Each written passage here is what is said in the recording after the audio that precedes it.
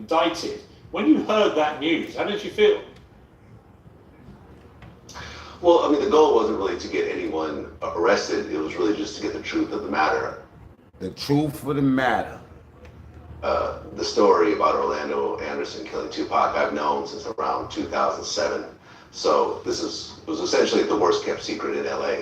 Everyone knew about it, but there were no. So he already had the truth. He needed him to say it on the show. Arrests, there was no convictions. Question mark? There's no anything. There's no actual proofs. There's a lot of conspiracy theories around it.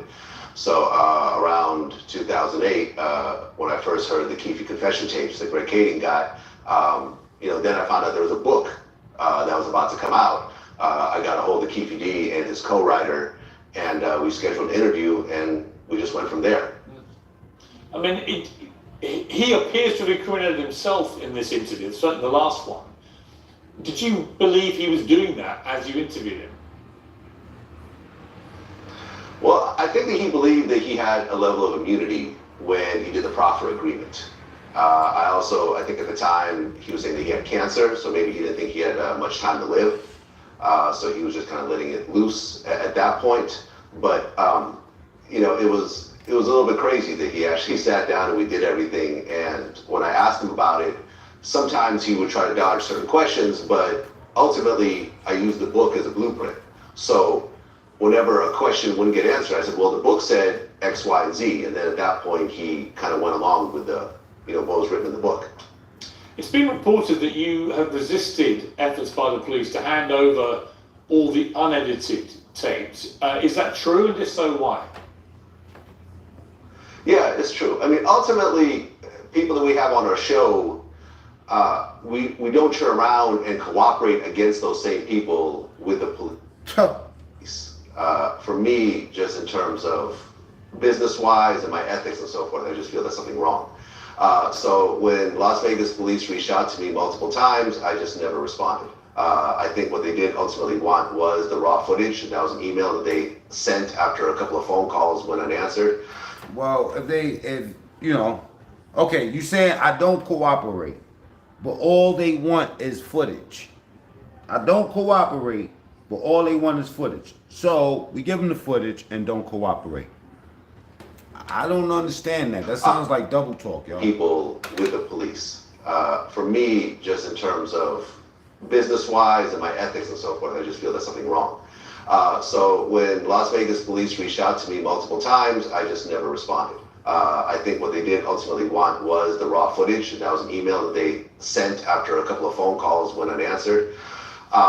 Ultimately, if you know the style of our footage, everything that we film gets released. So I think there's a little bit of a barking up the wrong tree situation, but maybe they thought there was a gotcha on there in the footage that was unreleased, which I'm not aware of it since everything did get released. But ultimately, we don't cooperate with the police. And, we've had situations where police have tried to get footage. He said, I didn't. My staff sent them the footage from us, and we've had our lawyers step in and actually block it. Are you concerned? I mean, And what actual footage in the footage of when he was talking? You know what I'm saying? What actual sentence or phrase did he use? What did he say what did he say now that he say that's different than the book, which was a long ass time ago? I don't understand what's the difference. Many interviews, including crime interviews, actually over the years. There's always a certain element of concern as an interviewer when you stray into that kind of territory about repercussions from people involved. I mean, given there's now been an indictment here, are you worried about repercussions against you? I don't worry about doing my job. I've been doing Vlad TV for 15 years now. We've covered a lot of very serious issues. We've interviewed mass murderers like Sandy the Bull and so forth.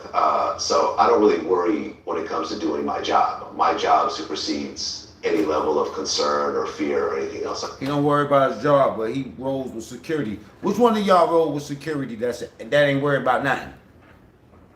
I mean, when you rolling with security, you know what I'm saying, then you absolutely worried about something. Doing Vlad TV for 15 years now. We've covered a lot of very serious issues. We've interviewed mass murderers like Sandy the Bull and so forth. So I don't really worry when it comes to doing my job. my job supersedes any level of concern or fear or anything else like that. And ultimately, if I ever feel there is a situation where there might be some danger, I always move with armed security.